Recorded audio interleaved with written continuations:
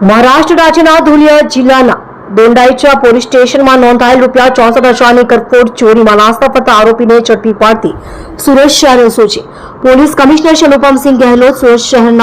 શહેરના તથા અન્ય જિલ્લા તથા રાજ્યમાં નોંધાયેલ ગુનાઓમાં નાસ્તા ફરતા આરોપીઓને પકડી પાડવા અંગે આપેલ સૂચના મુજબ સંયુક્ત police commissioner Shri Raghavendra Vats crime, નાયબ police commissioner Shri Rajdeepsinh Nakum, SOG નાઓના માર્ગદર્શન હેઠળ એસઓજીના પોલીસ ઇન્સ્પેક્ટર નાઓની સૂચના મુજબ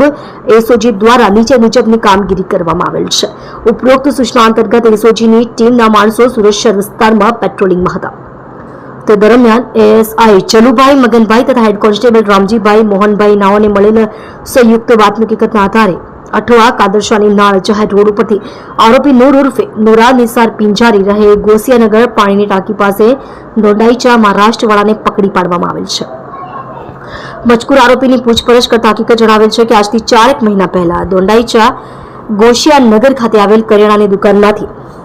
મેં તથા મારા મિત્ર સાહિલ તથા તોસીફ નાઓ સાથે મળી ₹64,000ની મત્તાની ચોરી કરેલ અને બાદમાં પોલીસ દ્વારા સાહિલ તથા તોસીફ નાઓ પકડાઈ જતા પોતે ભાગીને સુરત ખાતે આવી ગયેલ હોવાની હકીકત જણાવેલ છે। જેથી મજકૂર આરોપી દોંડાઈચા પોલીસ સ્ટેશન ગુનો રજિસ્ટર્ડ નંબર 8/2025 BNS કલમ 305A 331-4 મુજબના ગુનામાં નાસ્તો ફરતો હોય જેથી તેની વિરુદ્ધ કાયદેસરની કાર્યવાહી કરી તેનો કબજો મહારાષ્ટ્ર પોલીસને સોંપેલ છે।